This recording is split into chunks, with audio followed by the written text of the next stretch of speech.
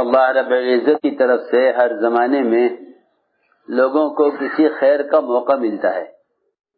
اگر وہ اس خیر کے موقع کو غنیمت جان کر اس خیر کے موقع کی قدر کرتے ہیں تو اللہ تعالیٰ ان کی نسلوں میں اس خیر کو باقی رکھتے ہیں، اور اگر وہ اس خیر کے موقع کو ضائع کر دیں تو یہ سلسلہ ختم ہو جاتا ہے. یہ اللہ کا دستور ہے کہ ہم انہیں خیر کا موقع دیں گے اور دیکھیں گے کہ یہ اس میں کیا کرتے ہیں. اللہ تعالیٰ کے دنیا میں انسان کو اپنا خلیفہ بنانے کا اصل مقصد ہی یہی ہے. فَيَنْظُرْ كَيْفَ تَعْمَلُونَ کہ اللہ دیکھنا چاہتے ہیں کہ تم یہ خیر کا موقع مل کر کیا کرتے ہو. اگر تم اس خیر کے موقع کی قدر کرو تو ہم تم سے آگے کام لیں، اور اگر تم اس خیر کے موقع کو ضائع کر دو تو فرمایا لا ینال عہد الظالمین کہ امانت کو ضائع کرنے والوں سے ہمارا کوئی وعدہ کوئی عہد نہیں ہے. یہ اللہ تعالیٰ کا دستور ہے کہ اللہ رب العزت بہت سے لوگوں کو ہر زمانے میں خیر کا موقع دیتے ہیں، پھر امتحان لیتے ہیں اور امتحان بہت سخت ہوتا ہے. امتحان بہت سخت ہوتا ہے. اس امتحان کا مقصد یہ ہوتا ہے کہ یہ اب تک کی کوشش کے بعد اطاعت کی طرف جا رہے ہیں یا خواہش کی طرف جا رہے ہیں، اطاعت کی طرف جا رہے ہیں یا خواہش کی طرف. یہ امتحان ہوتا ہے. اس امتحان میں جو لوگ خواہش کو چھوڑ کر اطاعت کی طرف آ جاتے ہیں ان کو اللہ تعالیٰ اپنے کام کے لیے منتخب کر لیتے ہیں، اور جو اطاعت کو چھوڑ کر خواہش کی طرف چلے جاتے ہیں ان کو اللہ رب العزت نیک لوگوں کی فہرست میں سے نکال دیتے ہیں. سنو، یہ اللہ تعالیٰ کا قدیم دستور ہے، پرانا. ایسا نہیں ہے کہ جو آدمی کام جان لے گا وہ کام کر لے گا. کام کا کرنا قابلیت پر نہیں ہے. یہ حدیث کا مفہوم ہے کہ اللہ رب العزت کسی سے دنیا میں دین کا کوئی کام اس کی قابلیت پر نہیں لیتے، بلکہ صفات قبولیت پر لیتے ہیں. اس پر صفات قبولیت. وہ صفات قبولیت کیا ہیں کہ ان صفات قبولیت میں سب سے بنیادی چیز اطاعت ہے. اگر اطاعت نہیں ہے تو قبولیت نہیں ہے. اطاعت اس کو نہیں کہتے کہ جو کام ہمارے کرنے کا ہوگا اس کو ہم کریں گے، جو ہمارے کرنے کا نہیں ہوگا اس کو ہم چھوڑ دیں گے. اس کو اطاعت نہیں کہتے. صفات قبولیت کے لیے سب سے بنیادی شرط اطاعت ہے. جو اطاعت نہیں ہے تو قبولیت کی صفت نہیں ہے. اس اطاعت میں یہ نہیں ہوگا کہ یہ حکم تو آپ کا میری طاقت سے باہر ہے، میں یہ نہیں کر سکتا. سنو، لا یکلف اللہ نفسا الا وسعها. اس کا مطلب یہ نہیں ہے کہ جو تم سے نہ ہو سکے اس کو چھوڑ دو، بلکہ اس کا مطلب یہ ہے کہ جو تم کر نہیں سکتے تھے اللہ نے تمہیں اس کا مکلف کیا ہی نہیں ہے. یہ مطلب ہے. یہ نہیں کہ جو کرنا نہ چاہو اس کو چھوڑ دو، جو کر نہ سکو اس کو چھوڑ دو، بلکہ اللہ نے جس کام کے کرنے کی انسان میں طاقت نہیں رکھی اللہ نے انسان کو اس کا حکم نہیں دیا. لا یکلف اللہ نفسا الا وسعها کہ ہر شخص کے اندر اللہ رب العزت نے اتنی طاقت رکھی ہے جس سے وہ اللہ کے احکام کو پورا کر سکے. یہ بھی لوگ غلط کہتے ہیں کہ ہمیں تو توفیق نہیں ہو سکی. یہ خیال بھی غلط ہے. یہ خیال بھی غلط ہے. توفیق عمل کرنے کو نہیں کہتے. توفیق کا ملنا عمل کرنے کو نہیں کہتے. توفیق کا ملنا عمل کرنے کو نہیں کہتے. یہ خیال غلط ہے لوگوں کا. ایک دوسرے سے کہتے ہیں کہ دعا کرو اللہ ہمیں توفیق دے. توفیق کا ملنا عمل کرنے کو نہیں کہتے. یہ خیال غلط ہے. بلکہ توفیق کہتے ہیں اللہ تعالیٰ کی طرف سے عمل کا موقع اور اللہ تعالیٰ کی طرف سے عمل کے ذرائع کا مل جانا. میری بات دھیان سے سننی پڑے گی بہت. اسباب خیر کا مہیا ہونا یہ توفیق ہے. اسباب خیر کا حاصل ہو جانا یہ توفیق. میں عرض کرتا ہوں کہ اسباب خیر کا حاصل ہو جانا یہ توفیق ہے. اللہ تعالیٰ نے جس انسان کو آنکھیں دی ہیں اس کو قرآن دے کر پڑھنے کی توفیق دی ہے. اگر وہ نہیں پڑھتا تو وہ اس توفیق کو ضائع کر رہا ہے. جس کو مال نہیں دیا اللہ نے اس کو زکوٰۃ کی توفیق نہیں دی ہے. جس کو پیر نہیں دیے اللہ نے اس کو نماز میں کھڑے ہونے کی توفیق نہیں دی ہے. میں حیران ہوں کہ لوگوں کے پاس مال بھی ہیں، اسباب بھی ہیں، جسم بھی درست اور تندرست ہے، وہ یہ کہتے ہیں کہ ہمیں توفیق نہیں ہوئی ہمارے لیے اللہ سے توفیق کی دعا کرو. توفیق عمل کرنے کو نہیں کہتے، بلکہ توفیق کہتے ہیں اللہ تعالی کی طرف سے اس عمل کے اسباب کا ملنا. جو آدمی اندھا ہے، نابینا ہے، اس کو قرآن دے کر پڑھنے کی توفیق نہیں ہے. ہاں یہ دعا کر سکتا ہے کہ اللہ مجھے قرآن دے کر پڑھنے کی توفیق دے دے. سمجھے میری بات؟ ہاں، اے اللہ مجھے قرآن دے کر پڑھنے کی توفیق دے دے. کا مطلب یہ ہے کہ مجھے آنکھ دے دے، کیونکہ میں نابینا ہوں، قرآن دیکھ کر نہیں پڑھ سکتا. سمجھے توفیق کا مطلب؟ اللہ تعالیٰ اس خیر کا موقع دیتے ہیں لوگوں.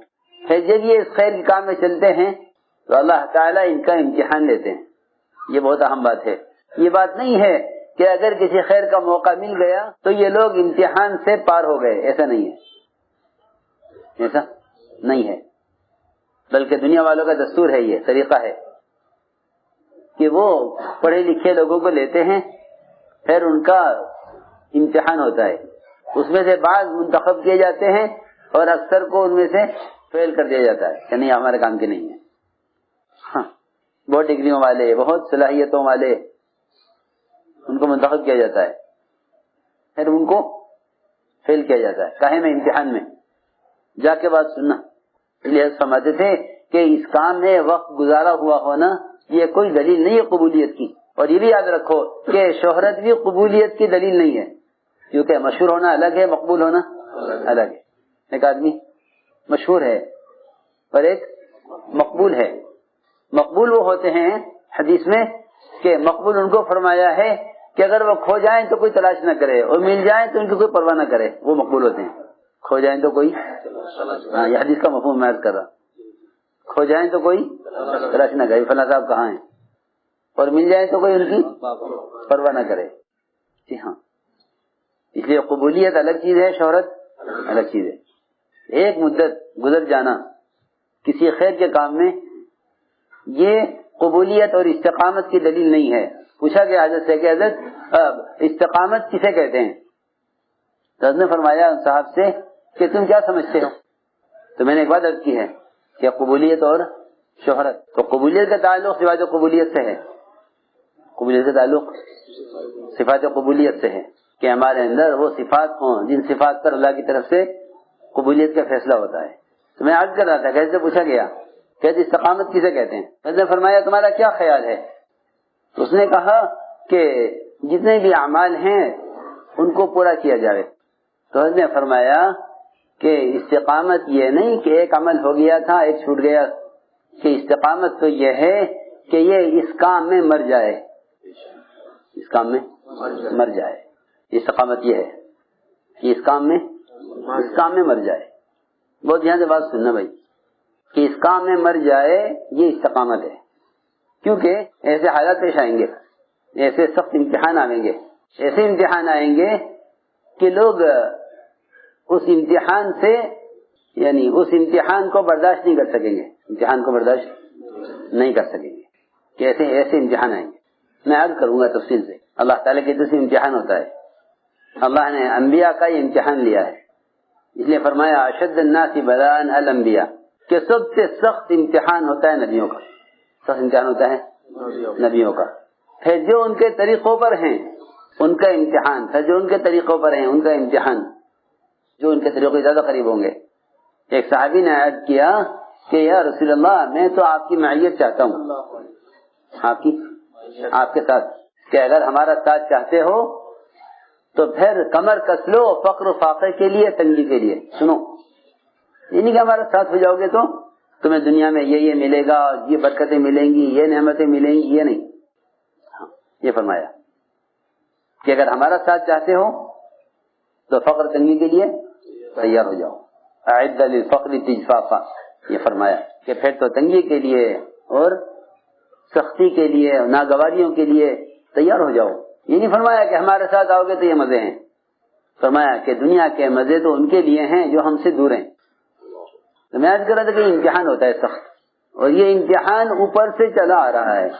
سب سے پہلے امتحان ملائکہ کا ہوا، فرشتوں کا، کہ ہم ایسا حکم لائیں گے جو حکم تمہاری حیثیت کے خلاف ہوگا. حکم تمہاری حیثیت کے خلاف ہوگا.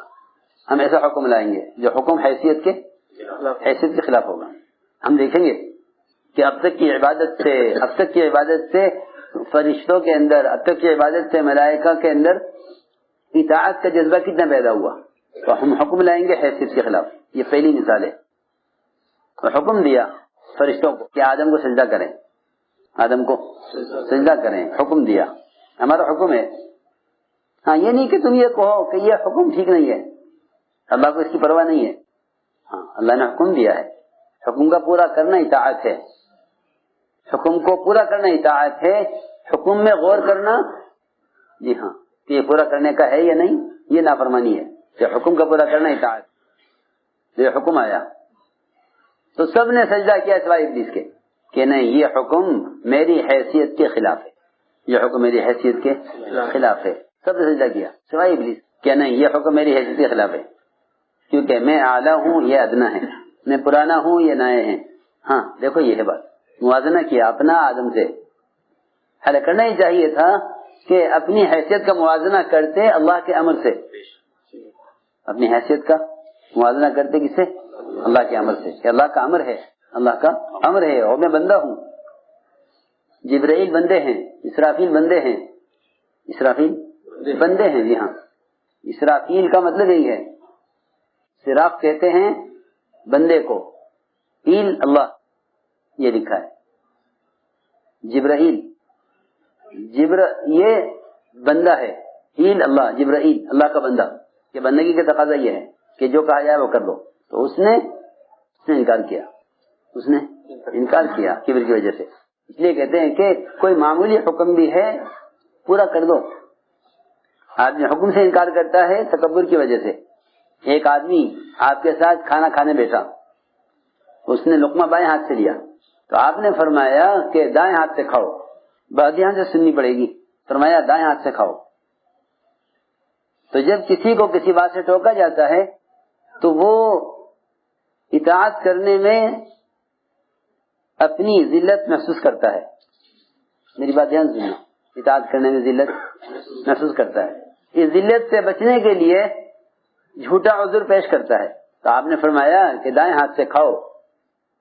اسے خیال ہوا، اس کو خیال ہوا کہ سمجھ کیا کرنا چاہیے، ٹوک دیا مجھے سب کے سامنے.